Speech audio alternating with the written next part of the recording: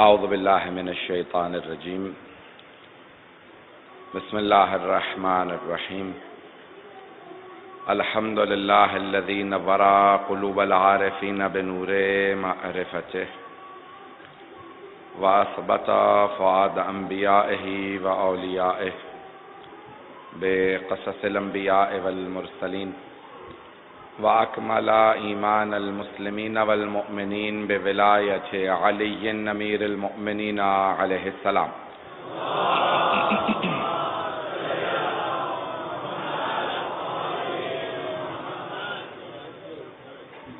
والصلاة والسلام والتحية والإكرام على أفضل الموجودات العبد المؤيد والرسول المسدد المصطفى الامجد المحمود الاحمد اعنی ابا القاسم محمد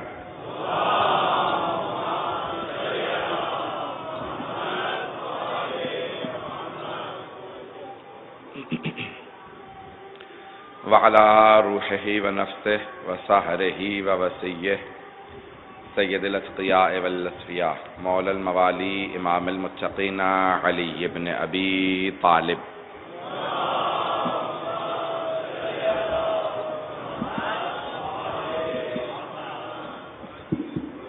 وعلى أوصيائه لا سيما بقية الله في الأرضين روحي وأرواح العالمين لتراب مقدمه الفداء واللعنة الدائمة على أعدائهم أجمعين من الآن إلى قيام يوم الدين أما بعد فقد قال الله الحكيم في كتابه الكريم بسم الله الرحمن الرحيم إن هذا القرآن يهدي للتي هي أقوم ويبشر المؤمنين الذين يعملون الصالحات أن لهم أجرا كبيرا صدق الله العلي العظيم صلوات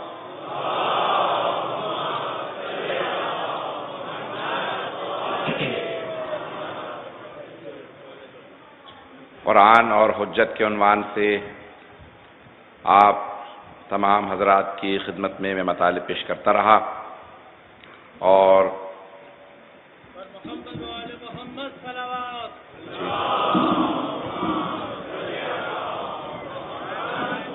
ٹھیک ہے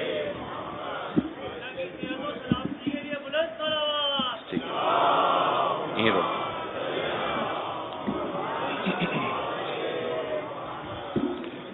توجہ میرے ساتھ رکھیے گا خداوند متعال نے یہ توفیق عنایت فرمائی اور جناب سید الشہداء کے توسط سے ان کے صدقے میں یہ بہت بڑی توفیق ہے کہ سلسلہ مجالس جاری رہا.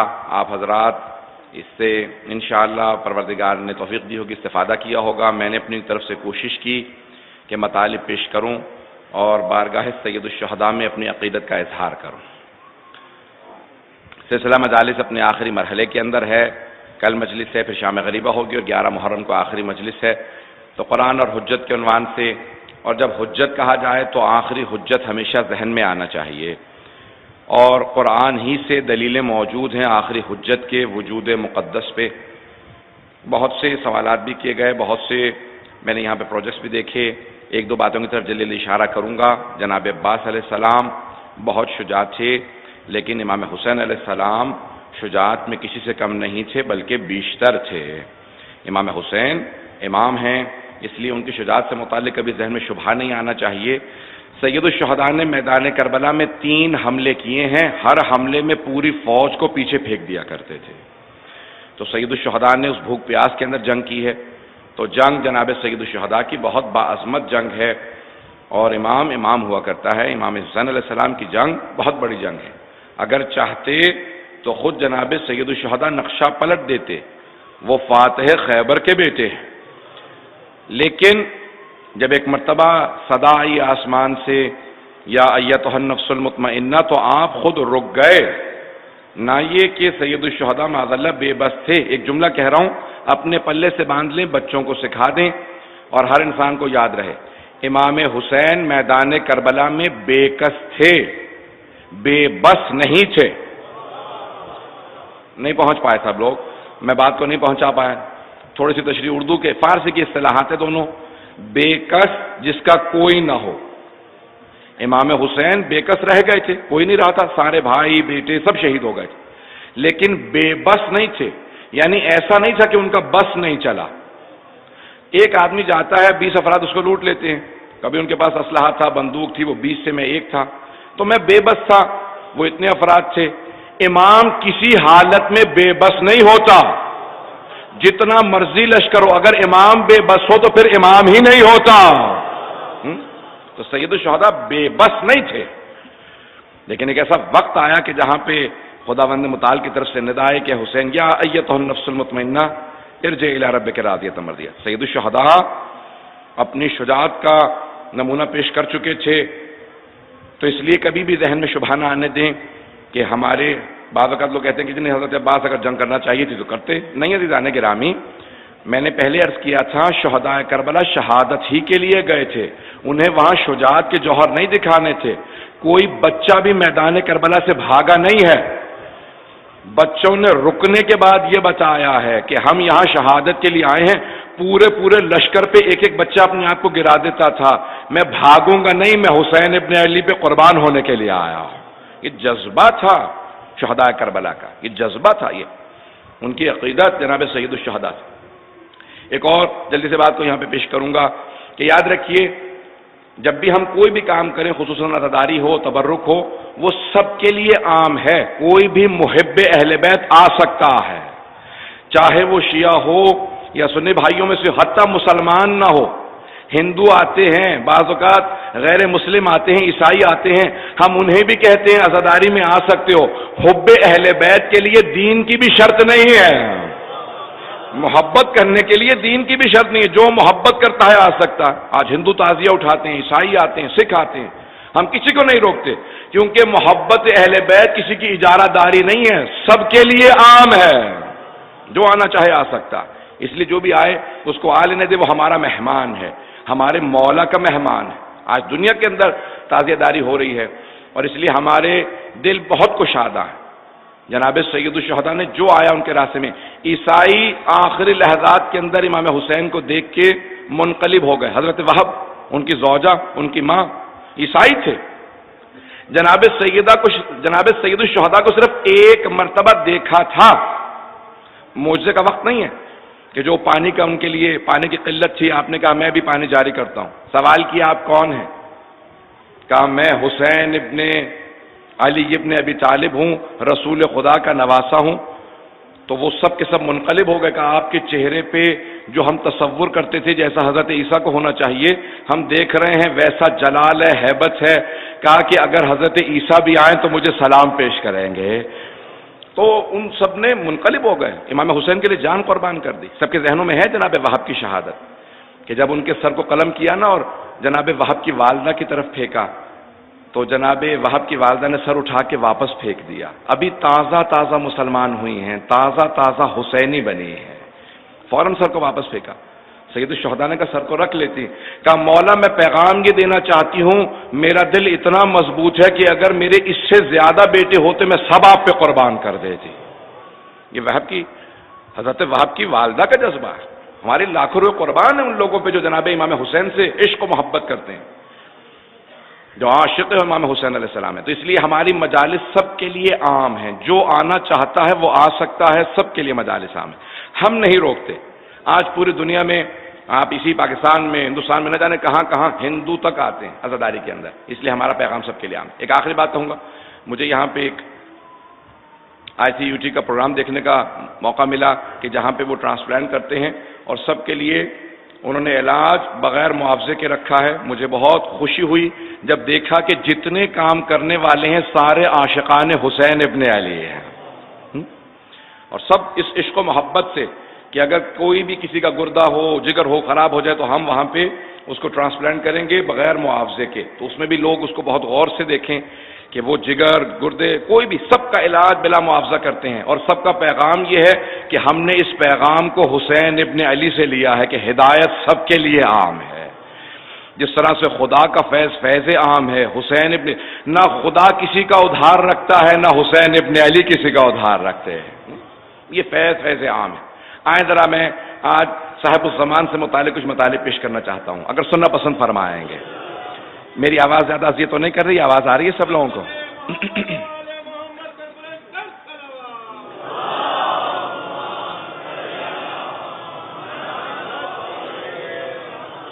وعجل فرجهم۔ تو اب آئیے ذرا قرآن سے چند دلیلیں پیش کرنا چاہتا ہوں۔ بہت سے لوگ کہتے ہیں کہ کیسے امام کو مانتے ہو جو نظر نہیں آتے؟ مجھے تعجب ان پہ ہوتا ہے جو یہ مان لیتے ہیں کہ شیطان مردود نظر نہیں آتا، شیطانی طاقت ہے، گمراہ کر سکتا ہے۔ امام زمانہ رحمانی طاقت ہے، کیسے بغیر دکھے ہدایت نہیں کر سکتے؟ رحمانی طاقت ہے، اللہ سبحانہ و تعالیٰ کے نمائندہ ہیں، تو غیبت میں ہیں۔ اب غیبت میں کیوں ہیں؟ ہمارے بہت سے نوجوان سوال کرتے ہیں کہ آج امام غیبت میں کیوں ہیں؟ امام ظہور کیوں نہیں کرتے؟ میں سادہ سا فلسفہ پیش کروں گا، ایک سادہ سی مثال پیش کروں گا اپنے نوجوان بھائیوں کے لیے۔ آج یہ روشنی آپ دیکھ رہے ہیں، جو اسٹریٹ لائٹس ہیں، یہ جتنی بھی یہاں پہ روشنیاں ہیں، چراغاں ہے، لائٹ، اسٹریٹ لائٹ، یہ میونسپیلٹی لگاتی ہے، لوکل کاؤنسل ہوتی ہے، مختلف نام ہیں، انہوں نے ایک لائٹ لگا دی۔ کچھ، اب میں اصطلاحات جو استعمال کروں گا غور سے سنیے گا، کچھ نادان لوگ آئے، انہوں نے اس بلب کو، لائٹ کو توڑ دیا، تو میونسپیلٹی کہے گی کہ بھئی یہ ایک لائٹ توڑ دی گئی ہے، اس کی جگہ ایک اور لائٹ لگا دی جائے۔ کچھ اور نادان آئے، انہوں نے دوبارہ لائٹ کو توڑ دیا، وہ تیسری مرتبہ لگا دیں گے۔ ایک ایسا وقت آئے گا وہ کہیں گے اپنے ان نادانوں کو سنبھالو، جب تک کہ یہ نادان قابو میں نہیں آتے اب ہم اگلی لائٹ نہیں لگائیں گے، کیونکہ ہم لائٹیں اس لیے نہیں لگا رہے ہیں کہ توڑ دی جائیں، روشنی کے لیے بھیج رہے ہیں۔ اگر بات پہنچ رہی ہو، میں نے نور سے مثال اس لیے دی کہ ہم 12 اماموں کو نور مانتے ہیں۔ اللہ نے علی ابن ابی طالب جیسے 11 امام بھیجے جو معصوم ہیں، حجت ہیں، اللہ کے نمائندے ہیں، ایک کے بعد ایک آتے رہے، نادان لوگ، جاہل لوگ، مغالطہ یا اہل بیت علیہ السلام کے دشمن انہیں شہید کرتے رہے۔ اللہ نے کہا دیکھو تم نے 11 کو شہید کر دیا ہے، میں 12ویں کو آپ سب کے لیے تب تک محفوظ رکھوں گا جب تک کہ آپ میں صلاحیت پیدا نہ ہو جائے اس کی حفاظت کی۔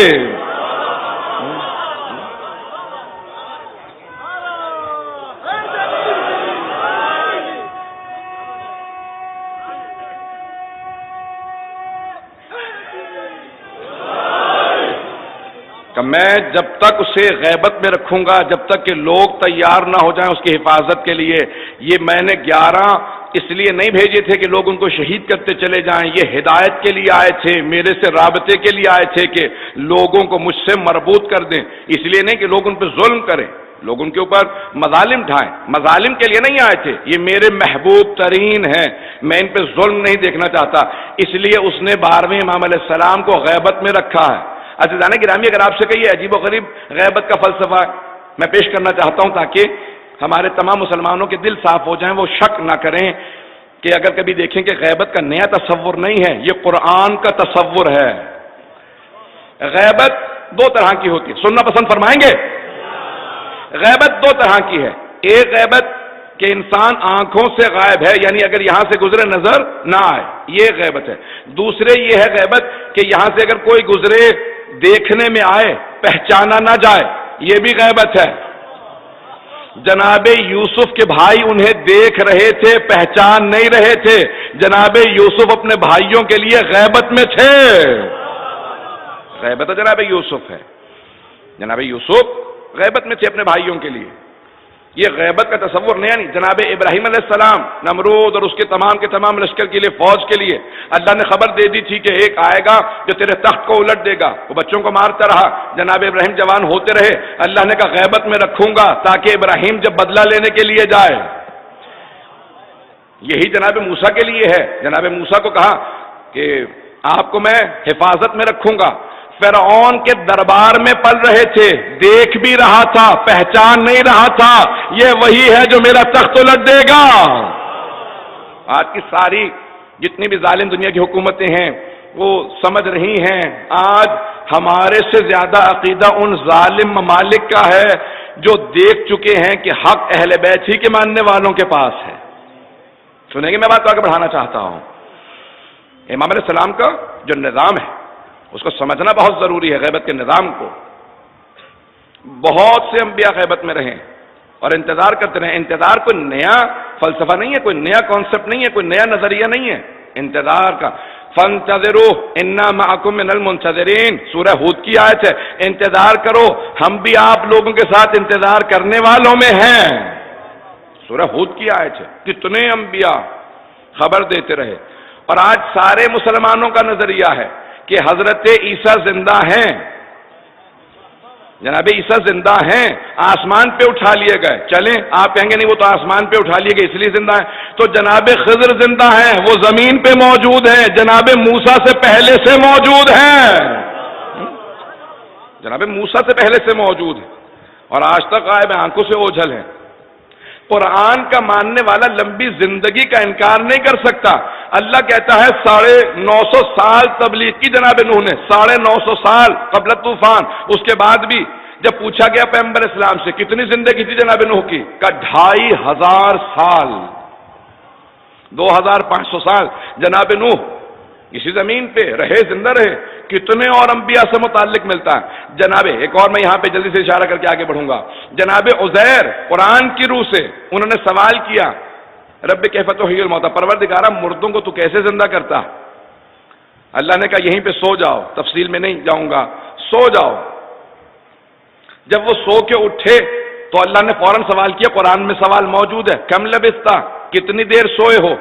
تو انہوں نے جواب دیا لبثت یوم و بعد یوم، میں ایک دن سویا ہوں یا ایک دن سے بھی کم مدت سویا ہوں، ایک دن یا اس سے بھی کم مدت سویا ہوں۔ اللہ نے کہا بل لبثت 100 عام، نہیں تم 100 سال سوتے رہے ہو، اب شک نہ کرنا میں مردوں کو کیسے زندہ کروں گا؟ وہ نہ کھا رہے تھے، نہ پی رہے تھے، نہ چل رہے تھے، ایک مقام پہ سو رہے تھے، 100 سال تک قرآن کی روح سے زندہ رہے، قرآن کی روح سے امام زمانہ چلتے بھی ہیں، پھرتے بھی ہیں، نماز بھی پڑھتے ہیں، آتے بھی ہیں، جاتے بھی ہیں، مدد بھی کرتے ہیں، دشمنوں کو شکست بھی دیتے ہیں۔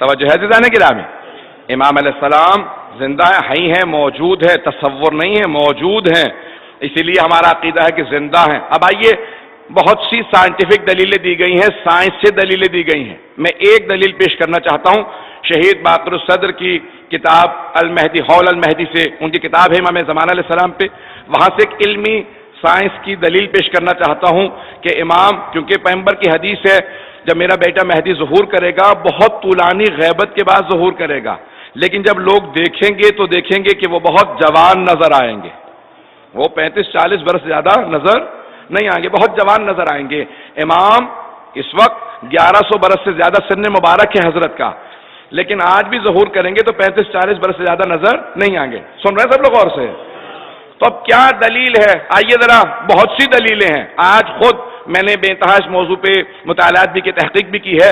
سائنس کہتی ہے ایجنگ پروسیس کو، یعنی انسان کی جو عمر بڑھ رہی ہوتی ہے، دو افراد ہمسن ہوتے ہیں، ساتھ کھڑے ہوں تو ایک اپنی ایج سے، اپنی عمر سے بہت زیادہ لگتا ہے اور ایک بہت کمتر لگتا ہے، کچھ اپنی عمر کو دکھا رہے ہوتے ہیں، کچھ بہت زیادہ نظر آتے ہیں، بیماریوں پریشانیوں کی وجہ سے، اور کچھ ایسے حالات ہوتے ہیں، کچھ غذائیں ہوتی ہیں، آب و ہوا کا اثر ہوتا ہے، بہت سی چیزوں کا۔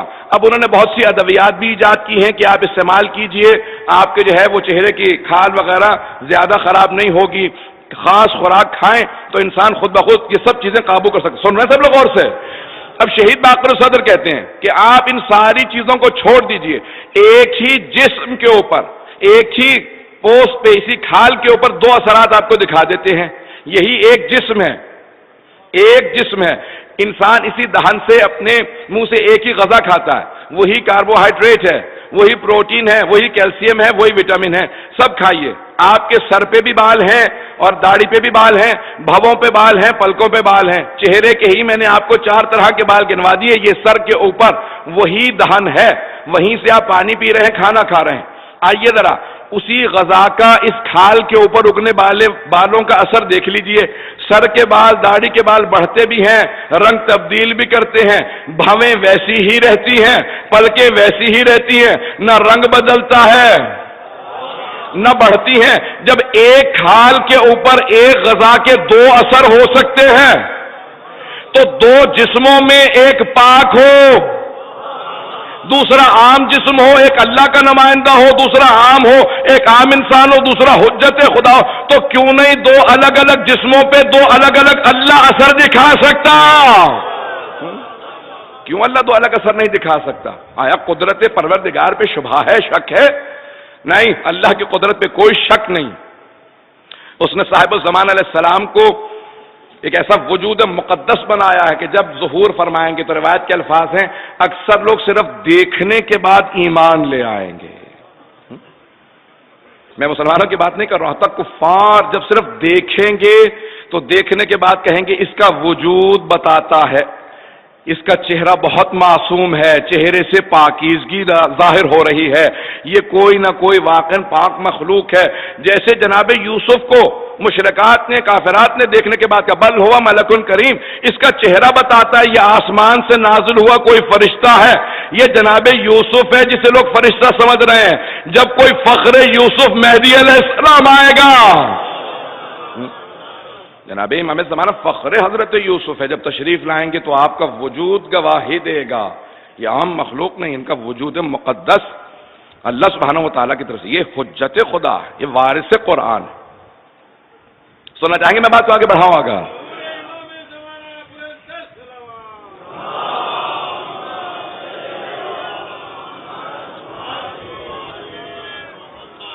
آئیے ذرا قرآن سے چند آیات کی تلاوت کروں گا. میں نے کہا تھا دلیلیں پیش کروں گا. هو الذی ارسل رسولہ بالہدی ودین الحق لیظہرہ علی الدین کلہ ولو کرہ المشرکون. عزیزان گرامی، اللہ کہتا ہے وہ اللہ وہ ہے جس نے اپنے رسول کو بھیجا ہے دین حق کے ساتھ، دلیلوں کے ساتھ، تاکہ وہ پوری دنیا پہ دین کا غلبہ کر دے، دین غالب آ جائے، ہر پوری دنیا کے خطے پہ دین غالب آ جائے، ہر جگہ دین کا بول بالا ہوگا، دین اسلام ہر جگہ پہ مسلط ہوگا، اسلام کی قدرت ہوگی، اسلام کا غلبہ ہوگا. آیت کہہ رہی ہے ہر جگہ دین کا غلبہ ہوگا. اللہ نے اس لیے رسول خدا کو بھیجا ہے. تو اب رسول خدا وصال کر چکے ہیں، وصال رسول خدا کے بعد اب آج کوئی رسول خدا کا وصی برح ہونا چاہیے جو حجت خدا بھی ہو، اور پیغمبر کے متعلق جو آیت نازل ہوئی ہے کہ پوری دنیا پہ دین کا غلبہ ہو، اس آیت کو پوری دنیا پہ مسلط کرنے کے لیے پیغمبر جیسا معصوم آج کوئی ہونا چاہیے. آج کوئی ہونا چاہیے پیغمبر جیسا معصوم ہو، حبیب خدا کا وصی ہو، ان کا وصی برحق ہو، جو دنیا پہ نظام قائم کرے، دین اسلام کا غلبہ ہو. عزیزان گرامی، یہ آیت ہے قرآن کی، اور ایسی تمام وہ آیات دلیل ہیں وجود مقدس پہ حضرت کے جن کی آج تک تفسیر سامنے نہیں آئی ہے، جن کی تفسیر ابھی، جن کی تعبیر زندہ تعبیر ہے، جن کی تفسیر. آئیے ذرا چند آیات کی اور تلاوت کروں گا. بقیت اللہ خیر لکم ان کنتم مؤمنین، جس کو اللہ نے باقی رکھا ہے وہ آپ سب کے لیے خیر ہے اگر آپ ایمان رکھتے ہیں. تو کوئی اللہ نے باقی رکھا ہے نا جو سب کے لیے خیر ہے. سورہ ہود کی آیت ہے. آیات دیکھتے چلے جائیے، کوئی نہ کوئی اللہ کی طرف سے باقی ہے.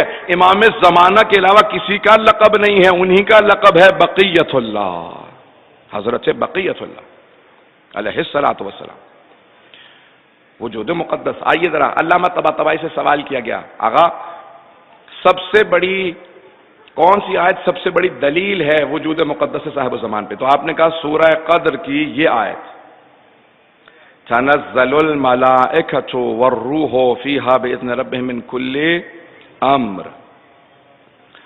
ملائکہ اور روح نازل ہوتے ہیں. میں نے ترجمہ پیش کر دیا.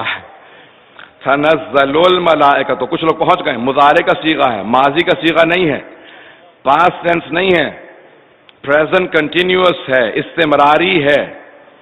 अल्लाह कह रहा है, ये नहीं कह रहा अल्लाह कि हमने मलाइका और रूहुल अमीन को शब कद्र में नाजिल किया था, जब पैगंबर मौजूद थे तो एक मरतबा नाजिल किया था। नहीं, अल्लाह कह रहा है जब भी शब कद्र आती है तो हर अम्र को लेके मलाइका और रूहुल अमीन नाजिल होते हैं। तो आज कोई ऐसा है ना जिस पे सारे मलाइका और रूहुल अमीन नाजिल होते हैं? पता नहीं बात वाज़ेह है या नहीं है। कोई आज है जिस पे सलवात अल्लाहुम्मा सल्ली अला मुहम्मद व आले मुहम्मद, आज है कोई जिस पे मलाइका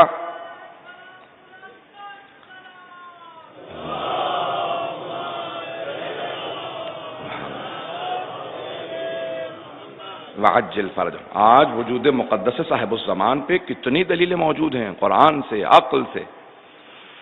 अल्लामा तबातबाई से कहा इसीलिए ये सूरा मुस्तहब है कि हर नमाज की पहली रकत में पढ़ें, लाजिम नहीं है, लेकिन मुस्तहब है कि दूसरी रकत में सूरह इखलास पढ़ें, पहली रकत में सूरह क़द्र, ताकि आपका तजदीद अहद होता चला जाए कि कोई आज मौजूद है जिस पे हर अम्र को लेके मलाइका नाजिल होते हैं।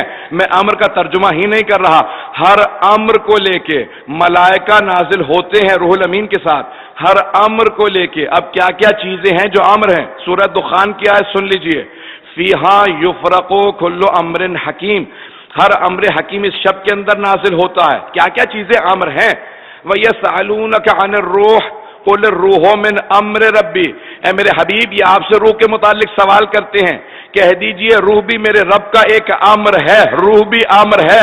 कितने लोग इस दुनिया में इस साल में आने वाले हैं, कितने जाने वाले हैं, ये सारे फरिश्ते नाजिल होते हैं किसी उलिल अम्र की बारगाह में। तो कोई उलिल अम्र मौजूद है जिसकी बारगाह में ये सारे अवामिर लेके नाजिल होते हैं। कौन कौन इस दुनिया से जाने वाला, कौन कौन आने वाला है, ये तमाम अहकाम किसकी बारगाह में लेके नाजिल होते हैं? पैगंबर इस्लाम की हदीस है जनाब जाबिर से, जनाब अबू ज़र और जनाब जाबिर से, क्या आप फरमाते हैं कि मेरे 12 वसी होंगे और 12वें की बहुत गैबत जो है वो तुलानी होगी। 2 गैबतें होंगी, गैबत सुगरा, गैबत कुबरा। तवज्जो है लोगों की मेरे साथ? 2 गैबतें होंगी, गैबत सुगरा, गैबत कुबरा, और गैबत कुबरा बहुत तुलानी होगी। तो जनाब जाबिर ने कहा या रसूल अल्लाह, आया गैबत में इमाम का कोई फायदा होगा? जब इमाम गैबत में है, गायब है, आंखों से ओझल हैं, लोग मिल नहीं सकते, सवाल नहीं कर सकते, कोई फायदा है? तो आपने फरमाया जाबिर, जब सूरज बादलों की ओट में छुप जाता है उसका फायदा होता है? कहा या रसूल खुदा होता है? का क्या फायदा होता है? कहा ये तो पता होता है ना कि छुपा हुआ है लेकिन दिन है रात नहीं है, नूर है जुल्मत नहीं है, हिदायत है गुमराही नहीं है।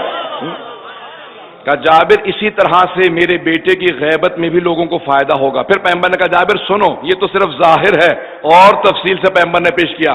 कहा जाबिर खुदा अगर लोगों की दुआओं को मुस्तजाब करेगा तो मेरे 12वें वसी के सदक़े में दुआएं मुस्तजाब होंगी।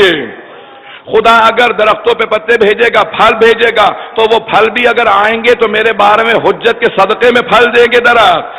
का अगर बारिश बरसेगी तो 12वें के सदक़े में दुआएं मुस्तजाब होंगी, तो 12वें के सदक़े में परेशानियां दूर होंगी मोमिनीन के 12वें में। का जितने मोमिनीन अपना खुद नुकसान कर लेंगे, लेकिन अल्लाह कहेगा कि तुमने नुकसान कर लिया, मैं होने नहीं दूंगा क्योंकि तुम मेरे 12वें के मानने वाले हो।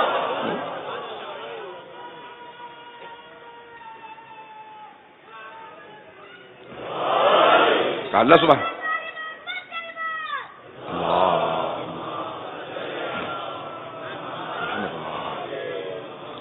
वअज्जिल फरज। तवज्जो है ना सिदाने के राह में? तो अल्लाह ने इतनी निशानियां दी हैं कि कुरान मौजूद होगा, लेकिन बार बार कह रहा होगा परवरदिगारा मेरे वारिस को भेज दे।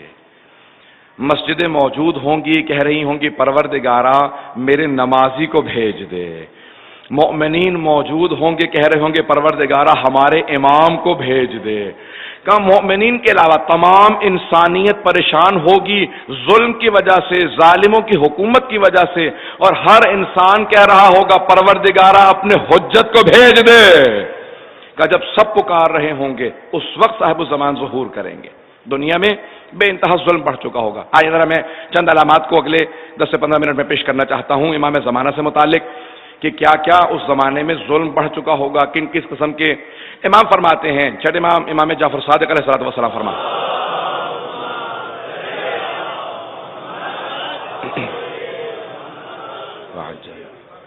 فرماتے ہیں کہ معروف منکر بن چکا ہوگا، منکر معروف بن چکا ہوگا ظہور سے پہلے۔ معروف کہتے ہیں اچھائی کو، منکر کہتے ہیں برائی کو۔ مولا فرماتے ہیں معاشرے میں اچھائی برائی بن جائے گی، برائی اچھائی بن جائے گی۔ اگر آپ کوئی نیک کام کریں گے تو ساتھ دینے والے بہت کم ہوں گے، برائی میں ساتھ دینے والے بہت زیادہ ہوں گے۔ کہیں ایسا تو نہیں ہو رہا کہ آج عزاداری کرنے والے کم ہوں، روکنے والے زیادہ ہوں؟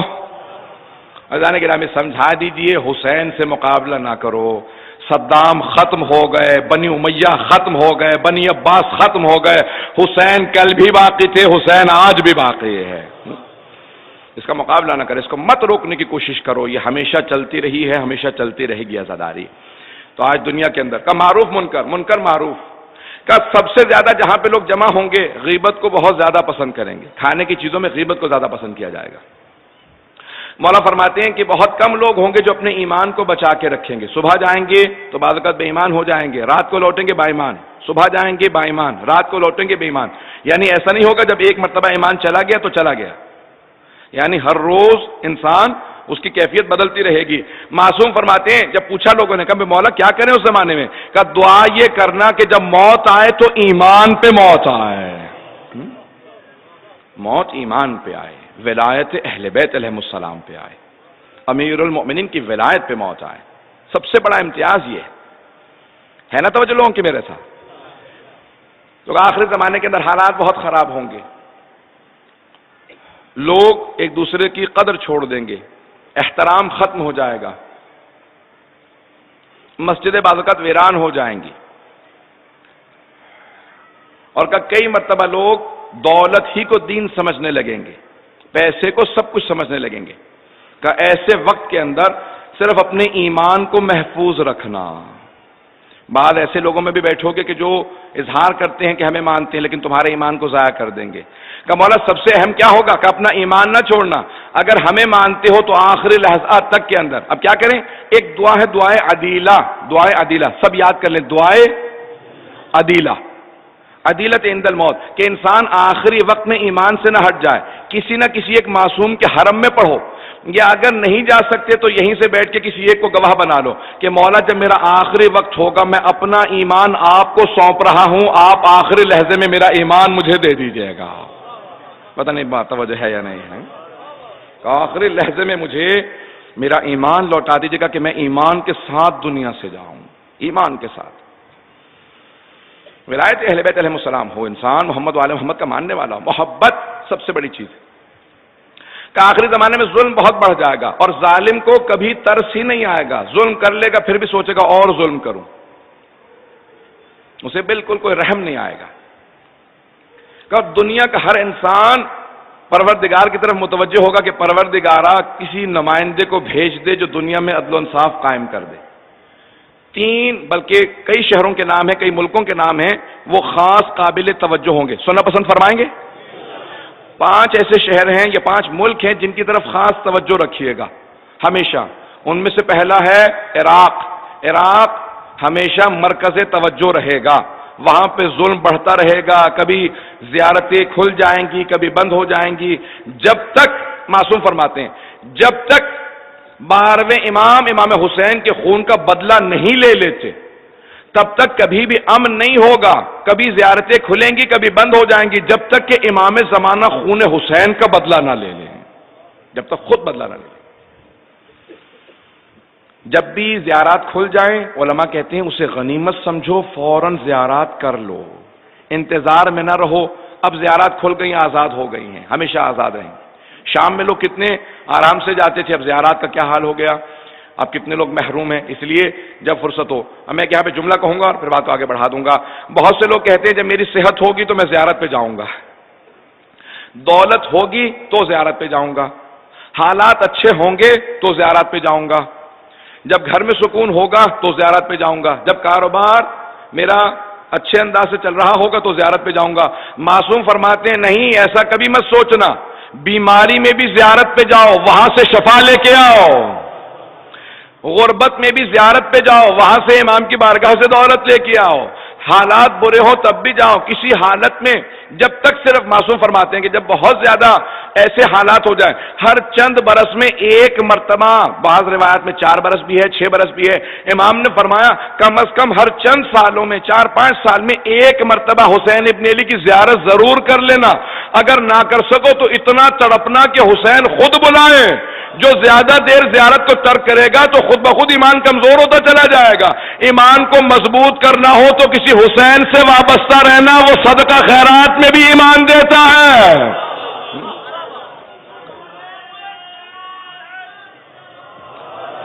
بابا سے بلند صلوات.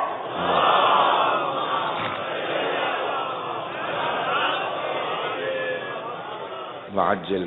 میں جانتا ہوں بہت دور دور تک لوگ بیٹھے ہیں، نہ جانے کہاں کہاں تک، جہاں تک میں دیکھ بھی نہیں سکتا وہاں تک لوگ موجود ہیں جو جناب سید الشہداء کے ساتھ عقیدت میں آئے ہیں. یہ آخری شبیں ہیں اس عشرے کی جو ہمارے ایمان کو مضبوط کرتی ہیں. یہ مجالس ہمارے ایمان کو قوی کرنے کے لیے اللہ نے ہمیں تصدق میں دی ہیں جناب سید الشہداء کے. جب بھی آپ لوگ مجالس میں آئیں نا تو ہمیشہ اپنے ماں باپ کو یاد رکھیں کہ وہ بھی آپ کے ثواب میں شریک ہوتے رہیں، چاہے زندہ ہو یا نہ ہو، کیونکہ انہوں نے آپ کی تربیت کی، انگلی پکڑ کے آپ کو مجلس میں لا کے بٹھایا، آپ کو تربیت کرتے رہے کہ مجلس میں آتے رہنا. دنیا کے حالات بڑے خراب ہو جائیں گے. اس میں پہلا عراق، ہمیشہ اس کے حالات. دوسرا شام. خود پیغمبر صلی اللہ علیہ وسلم نے فرمایا، ائمہ علیہ السلام نے فرمایا کہ آخری زمانے میں سفیانی، یعنی ابو سفیان کی نسل سے ہوگا، وہ بہت پتھر دل ہوگا، اپنی دادی ہندا کی طرح سے کلیجے نکال کے چبا لیا کرے گا، اسے کسی پہ رحم نہیں آئے گا. علی، حسن، حسین نام کو برداشت ہی نہیں کرتا ہوگا، اگر کسی کو دیکھے گا تو قتل کر دے گا کہ وہ شام سے آئے گا. البتہ دمشق شہر سے باہر ہومس اور حلب کے درمیان وادی یابس سے قیام کرے گا، سرخ پرچم ہوں گے، وہاں سے آئے گا، قیام کرے گا اور مومنین کے قتل کرے گا، دمشق پہ قبضہ کر لے گا، عراق آئے گا. جب وہ کربلا پہنچے گا نا کہ میں کربلا کا معذلہ ڈھاؤں گا، وہاں پہ پھر اس وقت مشہد مقدس سے سید خراسانی، سید حسنی ہوں گے جو خراسان سے قیام کریں گے، اس کے مقابلے میں آئیں گے، اسے روکیں گے کہ نہیں، ہم کربلا کو ڈھانے نہیں دیں گے. یہ سب رجب کے مہینے میں ہوں گے یا آخری رجب ہوگا امام کے ظہور سے پہلے. اور نجد ریاض کا پرانا نام ہے، عربستان کا، سعودی عرب کا، جس کا نام بدل لیا گیا.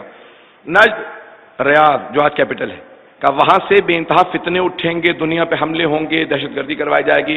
پیغمبر اسلام نے کہا بھی ماشاءاللہ سے ہمارے تمام اہل سنت بھائیوں نے بھی متعدد وہ روایات بیان کی ہیں ٹیلی ویژن پہ بھی اور ہر جگہ پہ. مجھے خوشی ہے، پیغمبر اسلام کے فرمان کو چھپانا نہیں چاہیے. مجھے بہت خوشی ہوتی ہے اپنے تمام اہل سنت بھائیوں سے جب وہ پیغمبر اسلام کی حدیث کو اسی طرح سے پیش کر دیتے ہیں جیسا کہ پیش کرنے کا حق ہے.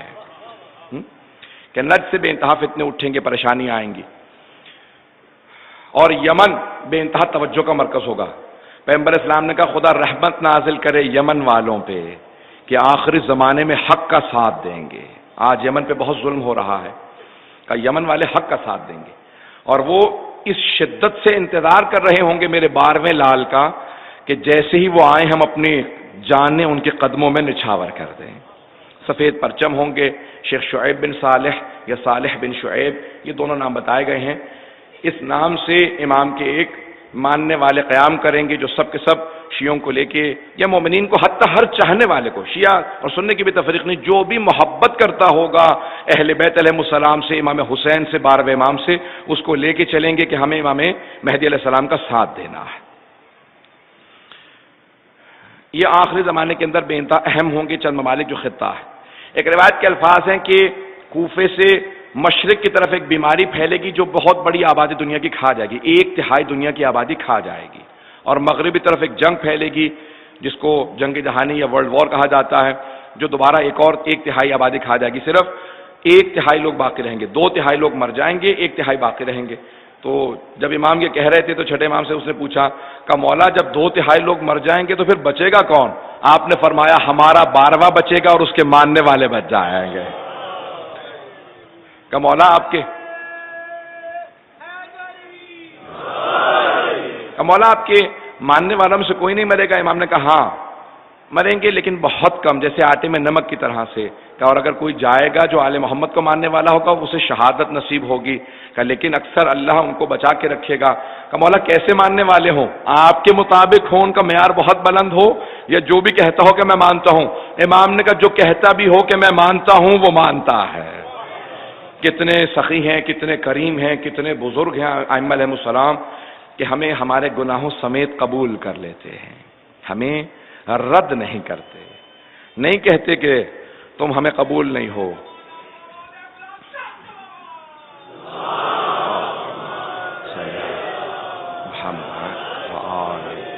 ہم وعجل فرج، جس حالت میں بھی ہوں انہیں قبول کر لیتے ہیں۔ ہر امام نے ہر رسول نے، جس طرح سے رسول خدا کی سب نے بشارت دی ہے نا، اسی طرح سے امام زمانہ کی بھی سب نے بشارت دی ہے۔ خطبہ غدیر میں پیغمبر اسلام نے 4 مرتبہ امام زمانہ کا نام لیا ہے کہ میرے 12 وصی ہوں گے، اولہم علی و آخرہم مہدی، میرے 12 وصی ہوں گے، پہلے کا نام علی ہے اور آخری کا نام مہدی ہے۔ اب سوچئے کہ ہر ایک نے یاد کیا، جناب سیدہ نے بھی یاد کیا ہے۔ جب جناب سیدہ کا حق چھین لیا گیا نا، تو اس وقت آپ نے رو کے بس ایک جملہ کہا تھا، آج تم نے میرا حق چھین لیا، لیکن یاد رکھو میرا ایک بیٹا مہدی آئے گا، وہ میرے سارے بدلے لے گا۔ اسی طرح سے امیر المؤمنین نے بھی یاد کیا ہے، امام حسن نے اور امام حسین نے کس مقام پہ؟ جب آپ کے ہاتھوں میں ایک ننھا سا لاشا تھا، آپ 7 قدم لے کے آگے بڑھے، 7 قدم لے کے پیچھے بڑھے، کا پروردگارا جب میں علی اصغر کا لاشا دیکھتا ہوں نا تو بہت رونا آتا ہے، لیکن جب یہ سوچتا ہوں نا کہ سب کچھ تیرے سامنے ہو رہا ہے تو مجھے کچھ صبر آ جاتا ہے۔ پھر آپ نے پلٹ کے کہا، اے لشکر یزید، تم نے میرے بھائیوں کو، میرے بیٹوں کو مار دیا، لیکن یاد رکھو میرا ایک بیٹا مہدی آئے گا جو میرے سارے بدلے لے گا۔ امام حسین نے بھی میدان کربلا میں امام زمانہ کو یاد کیا ہے، ہر امام نے یاد کیا ہے، ہر امام نے یاد کیا۔ 8ویں امام کے سامنے جب نام لیا جاتا تھا تو کھڑے ہو جاتے تھے، یہ جو آپ سر پہ ہاتھ رکھتے ہیں نا، یہ 8ویں امام علیہ السلام کی روش ہے۔ مامون نے اپنے بیٹے کا نام رکھا مہدی، اور وہ کھڑا ہو جاتا تھا، آواز دیتا مہدی کہاں ہو، اور لوگوں سے کہتا تم نے سنا ہے نا رسول خدا نے فرمایا تھا میرے 12 وصی ہوں گے، آخری کا نام مہدی ہوگا، یہ میرا بیٹا ہے مہدی، یہ خلیفہ بنے گا، یہی وہ ہوگا۔ تو جیسے وہ کہتا نا مہدی، تو 8ویں امام کھڑے ہو جاتے، کہتے عجل اللہ فرجہ، کہا اس کا، جس مہدی کو ہم مانتے ہیں اس کا دادا اس کی تعظیم میں کھڑا ہوتا ہے۔ یہ جس مہدی کی ادعا کرتا ہے، جس کی باتیں کرتا ہے، یہ اس کو کبھی ڈانٹتا ہے، کبھی مارتا ہے۔ کہا نہیں، وہ مہدی جو پوری دنیا میں عدل و انصاف قائم کرے گا، اس کے اجداد بھی اس سے محبت میں، تعظیم میں کھڑے ہوتے تھے کہ ہماری محبتوں کا مرکز ہے۔ آج ایک جملے کو پیش کرنا چاہتا ہوں، اس سے پہلے کہ میں مصاحب کو شروع کروں، وقت گزر گیا ہے۔ آج جناب علی اکبر علیہ السلام کی شہادت کے جملے مجھے پیش کرنے ہیں، اور جناب علی اکبر کے مصاحب پیش کرنا میرے لیے بہت سخت ہے، بہت مشکل ہے۔ جب جناب سید الشہداء راستے میں تھے نا کربلا کے، تو جناب علی اکبر نے ایک سوال کیا، کہ بابا جان السنا علی الحق، کہ ہم حق پہ نہیں ہیں؟ کہ بے شک بیٹا ہم ہی حق پہ ہیں۔ تو کہا پھر بابا ہمیں کوئی آر نہیں ہے کہ موت ہم پہ آ جائے یا ہم موت پہ جا پڑے، ہم جان قربان کرنے کے لیے تیار ہیں، کسی بات کی آر نہیں، ہم حسین ابن علی پہ جان قربان کر رہے ہیں۔ میں ایک سوال کروں آپ سے، ہر باپ ہر ماں یہی کہتی ہے نا کہ ہماری جانیں ہمارے بچوں پہ قربان اگر پہنچا پاؤں، ہر باپ یہی کہتا ہے میں قربان ہو جاؤں میرا بچہ۔ لیکن جناب علی اکبر کی عظمتوں کو سلام، وہ اپنے بابا سے کہتے ہیں بابا میں آپ پہ قربان ہونا چاہتا ہوں۔ یہ بہت بڑا رتبہ جناب علی اکبر کا، بابا میں آپ پہ قربان ہونا چاہتا ہوں۔ امام علیہ، آج مجھے جس جوان سے متعلق مصائب پیش کرنے ہیں نا، جب جناب سید الشہداء کی بارگاہ میں آئے تو جناب سید الشہداء نے کہا بیٹا میری طرف سے اجازت ہے، لیکن آپ 3 اور ہستیاں ہیں ان سے اجازت لے لیجئے، اپنے بھائی سید سجاد سے وداع کر لیں، اپنی پھپھی زینب سے وداع کر لیں، اور اپنی ماں لیلا سے وداع کر لیں۔ تو پہلے پہلے حضرت علی اکبر امام سجاد کے پاس آئے. میں آرام آرام سے چل رہا ہوں. میں درخواست کروں گا، آخری شبیں ہیں، ہر انسان جتنے بھی آنسو آئیں آج ان آنسوؤں کو جب بہائے تو کوشش کرے کہ حضرت علی اکبر علیہ السلام کی بارگاہ میں بڑی عقیدت سے اپنے آنسوؤں کو پیش کریں. آج امام حسین کو بھی پرسہ دینا ہے، کیونکہ امام حسین نے خود لاشا اٹھایا تھا. تو اب جناب علی اکبر آئے اس خیمے میں، اگر دیکھ سکے نہیں تو تصور کیجئے گا آنکھیں بند کر کے، جس خیمے میں امام سجاد ایک چٹائی پہ لیٹے ہوئے تھے نا، کیونکہ امام بہت زیادہ نکاہت محسوس کر رہے تھے، اللہ نے امامت کو بچانا تھا، تو اس لیے امام سجاد پہ غشی طاری تھی. لیکن امام کی غشی ایسی نہیں تھی جیسے ہمارے امام غافل نہیں ہوتے کسی بھی حالت میں، بس وہ امامت کو بچانا تھا. جناب علی اکبر آئے، اس طرح سے ہاتھوں کو چومنا شروع کیا کہ جناب سید سجاد تڑپنے لگے. ہاتھوں کو چومتے ہوئے پیشانی تک پہنچے. جیسے پیشانی کو چوما تو آنسو بہنے لگے، امام سجاد کے چہرے پہ آئے. مولا سجاد نے پوچھا، بھیا علی اکبر کون سے ایسے مصائب آ گئے ہیں کہ آپ اس طرح سے مجھے چوم رہے ہیں؟ تو جناب علی اکبر نے کہا کہ بقیا ابونا وحیدا غریبا مظلوما عطشانا، ہمارے بابا بالکل تنہا رہ گئے ہیں، ہمارے بابا بڑے مظلوم ہیں، بھوکے پیاسے ہیں، اکیلے رہ گئے. بھیا میں اجازت لینے آیا تھا، میں بابا پہ قربان ہونے جا رہا ہوں. امام سجاد نے کہا، بھیا علی اکبر اگر مجھے بھی بابا کی اجازت ہوتی نا تو میں بھی جاتا، قربان ہو جاتا. سمجھ گئے جناب علی اکبر، مجھے اجازت ملی. چوما بھائی کی پیشانی کو، اٹھے آئے پہلے جناب زینب کبریٰ کے پاس. کیوں؟ کیونکہ یہ علی ابن ابی طالب کی بیٹی ہیں. کہا پھوپھی اماں اجازت ہے، میں میدان کربلا میں جانا چاہتا ہوں معرکے کے لیے. جناب زینب تڑپنے لگیں. کہا بیٹا علی اکبر میری طرف سے اجازت ہے، اپنی ماں لیلا سے اجازت لے لو. صحاب رحمت میں عطلہ یزدی نے لکھا ہے، عباس اسماعیلی یزدی نے سید مرتضی برقعی سے کہ جناب لیلا کربلا میں کیسے کیا کہہ رہی ہوں گی، وہاں سے پیش کر رہا ہوں. تو جناب لیلا کے پاس آئے جناب علی اکبر. کہا اماں اجازت ہے، میں بابا کے لیے جنگ کے لیے جا رہا ہوں، بابا پہ قربان ہونا چاہتا ہوں. تو جناب لیلا نے کہا علی اکبر آپ میرے بڑھاپے کی کمائی ہیں، علی اکبر میں آپ کے بغیر زندہ نہیں رہ سکتی. بیٹا میرے لیے جینا بڑا مشکل ہے آپ کے بغیر. میں ایک سوال کروں آپ سے، کتنے حالات خراب ہیں. اگر جوان بیٹا دیر سے گھر پہنچے نا تو ماں کتنی مرتبہ دروازے پہ جاتی ہے، نہ جانے کہاں رہ گیا میرا لال، نہ جانے کہاں ہے میرا بیٹا. ماں دروازے پہ بار بار آ کے دیکھتی ہے میرا بیٹا کہیں رہ گیا ہے، نہ جانے کہاں رہ گیا میرا بیٹا. اور اگر کوئی بیٹا ماں سے کہے ماں میں مرنے کے لیے جا رہا ہوں، کتنا سخت ہوگا اس ماں کے لیے. میں نے اس دن بھی پیش کیا تھا نا کہ جب شام میں بھی جناب لیلا نے کسی خاتون کو، بوڑھی عیسائی خاتون تھی حلب میں، جناب علی اکبر کے سر کو دیکھتی چلی جا رہی تھی، نیزے پہ سر بلند تھا دیکھتی چلی جا رہی تھی. تو جناب لیلا نے کہا کیا بات ہے، کیوں دیکھ رہی ہو، کیوں دیکھے چلی جا رہی ہو؟ تو ماں کو ہوتا ہے نا میرے بیٹے کو نظر نہ لگ جائے. کہا کیوں دیکھ رہی ہو؟ کہا میں تو اپنے خدا سے بس یہ دعا مانگ رہی تھی کہ اس کے مرنے سے پہلے اس کی ماں مر گئی ہو. کہا اس کی ماں اسے مرتب برداشت نہیں کر سکتی. جناب لیلا نے کہا نہیں، ماں زندہ ہے. اجرکم اللہ، اجرکم اللہ. میں تھوڑے سے سخت جملے کہوں گا. آج چلیں گے، آج مجھے جناب علی اکبر کے مصائب پیش کرنے ہیں. اگر میں پوری طرح سے پڑھ پایا تو اب اگر جناب علی اکبر آئے، کہا اماں مجھے اجازت دیجیے. کہا بیٹا میں آپ کے بغیر جی نہیں سکتی. یہ نہیں کہا کہ نہیں اجازت نہیں ہے، میں راضی نہیں ہوں. ماں اور باپ دونوں کی اجازت چاہیے ہوتی ہے نا جہاد کے لیے. یہ نہیں کہا کہ اجازت نہیں ہے، لیکن کہنے لگیں کہ میرا آپ کے بغیر گزارا نہیں، میں جی نہیں سکتی، میں مر جاؤں گی. تو جناب علی اکبر سمجھ گئے کہ ڈھکے چھپے الفاظ میں ماں مجھے روک رہی ہیں. تو کیا کہا جناب علی اکبر نے؟ بڑے بزرگ عالم دین کہتے تھے کہ ایک جملہ کہا کہ اماں اب میں آپ سے اجازت نہیں مانگوں گا، لیکن اماں میں ایک بات کہوں آپ سے. اماں اگر روز قیامت میری دادی فاطمہ الزہرا نے آپ سے سوال کر لیا، لیلا میرا حسین مارا گیا تھا، تو نے اپنے علی اکبر کو روک لیا تھا، اماں کیا جواب دیجیے گا میری دادی زہرا کو؟ اب جناب لیلا سمجھ گئے کہ بیٹا تیرے بابا کا مقام زیادہ ہے۔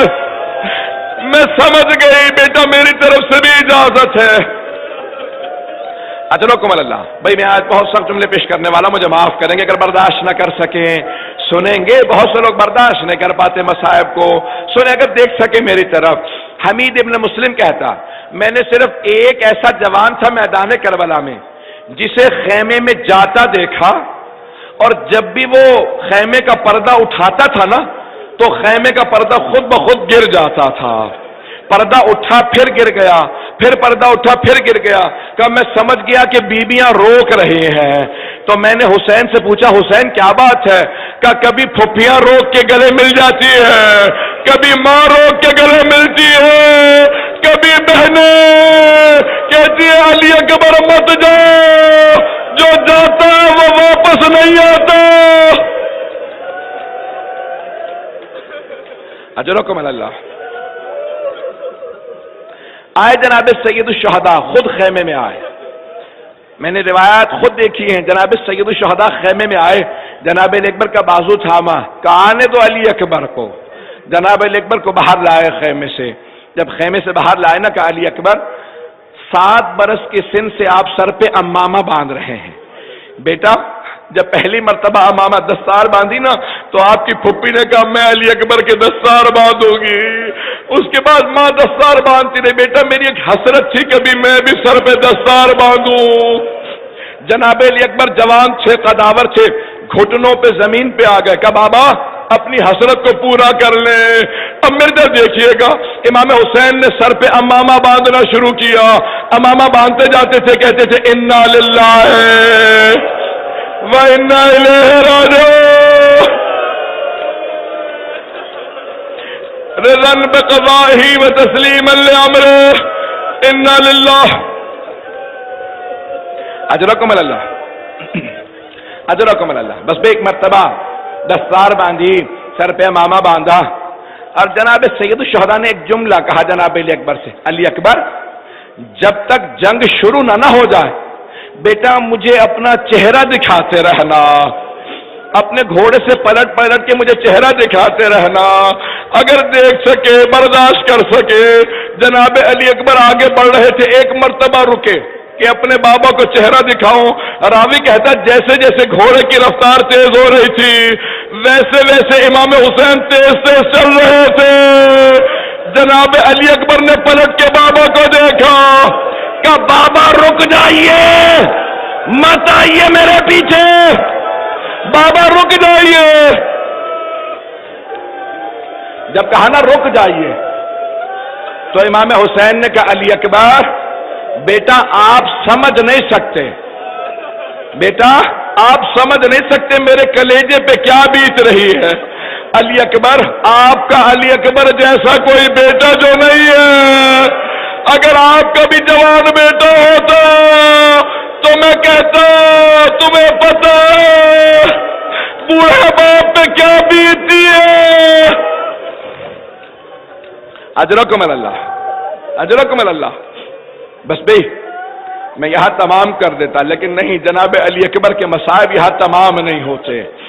جناب علی اکبر گئے، حملہ کیا، بڑے بڑے سورما تھے، بڑے بڑے پہلوان تھے، سب کو قتل کیا، واپس آئے، جناب سید الشہداء کی بارگاہ میں سلام بجا ہے۔ مقتل الحسین میں ہے کہ ایک جملہ کہا جناب علی اکبر نے، کہا بابا اگر پانی ہوتا نا میں دوبارہ جنگ کر کے بتاتا، میں حیدر کرار کا پوتا ہوں۔ تو بہت سے علماء کہتے ہیں جناب سید الشہداء نے کہا بیٹا میری زبان اپنے منہ میں لے لیں۔ جناب علی اکبر نے ایک مرتبہ زبان منہ میں لی، تڑپ کے پیچھے ہٹے، کہا بابا آپ کی زبان میری زبان سے زیادہ خشک ہے، کہا بابا آپ کی زبان بہت زیادہ خشک ہے۔ کہا بیٹا ان قریب میرے جد رسول خدا میرے بابا علی مرتضیٰ آپ کو سیراب کریں گے۔ اب آخری مرتبہ جناب علی اکبر کو ودا کرنے کے بعد جناب سید الشہداء آئے در خیمہ پہ، آخری جملے 2 سے 4 منٹ کی زحمت دوں گا اگر دیکھ سکیں۔ جناب علی اکبر کو سوار کیا آخری مرتبہ، کہ بیٹا جائیے مقابلے کے لیے۔ جب واپس آئے نا تو در خیمہ پہ سید الشہداء نے دیکھا کچھ بیویاں کھڑی ہیں۔ سید الشہداء سمجھ گئے میں تو برداشت کر لوں گا جب برچھی لگے گی، لیکن لیلا اور زینب برداشت نہیں کر سکیں گے۔ تو کیا کہا کہا لیلا میں نے اپنے جد رسول خدا سے سنا ہے کہ ماں کی دعا بیٹے کے حق میں قبول ہوتی ہے. لیلا جاؤ جا کے اپنے خیمے میں بیٹھ کے علی اکبر کے لیے دعا مانگو. اب مقتل الحسین میں الفاظ جناب لیلا خیمے میں آئی, مصلی بچھایا, اپنے بالوں کو بکھرایا, ہاتھوں کو بلند کیا اور ایک دعا کا جملہ کہا, یا رادہ یوسف الی یعقوب و اسماعیل الی ہاجرہ ردوہ الیہ. اور یوسف کو یعقوب سے ملانے والے اور اسماعیل کو ہاجرہ سے ملانے والے, ایک مرتبہ علی اکبر کو اس کے بابا سے ملا دے. ایک مرتبہ علی اکبر کو اس کے بابا سے ملا دے. خدا نے دعا کو قبول کیا, ملے جناب علی اکبر. بس بھائی آخری مرتبہ جناب علی اکبر میدان میں ہے, اب وہاں ماں اپنے خیمے میں دعائیں مانگ رہی ہے. ایک مرتبہ روایت کے الفاظ ہیں, کسی ملعون نے نام حسین ابن نمیر بتایا جاتا ہے, اس نے نیزہ ہاتھ میں لیا, وہاں سید الشہداء دیکھ رہے تھے. ابراہیم نے جب چھری رکھی تھی آنکھوں پہ پٹی باندھ لی تھی, امام حسین نے نہ پٹی باندھی نہ آنکھیں بند کی, دیکھنا شروع کیا علی اکبر کھڑا ہے, برچھی لگی, علی اکبر نیچے گرے.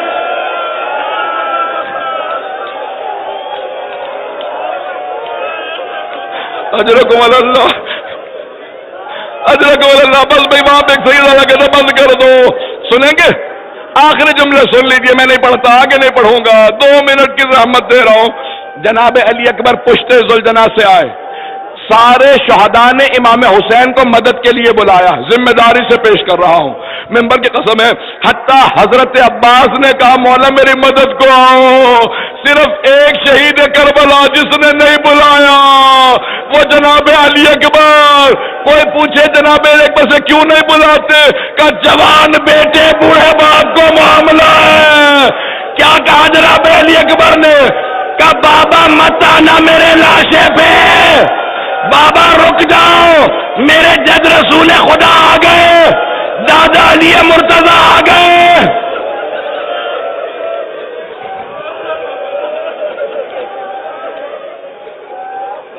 لیکن پھر بھی سید الشہداء آئے. آخری جملوں کو پیش کر رہا ہوں. سید الشہداء پھر بھی آئے. شیخ خر عاملی کہتے ہیں کیسے آئے, کہ اپنے ذوالجناح سے اترے, سید الشہداء زمین پہ اپنے آپ کو گرا لیا, کہ علی مجھے آواز دو, علی علی علی. میرا دل کہتا ہے علی اکبر کو نہیں بلا رہے تھے, میرا دل کہتا ہے نجف کا رخ ہوگا, کہہ رہے ہوں گے او میرے بابا علی ذرا مجھے سہارا دو, میں بیٹے کا لاشا اٹھاؤں.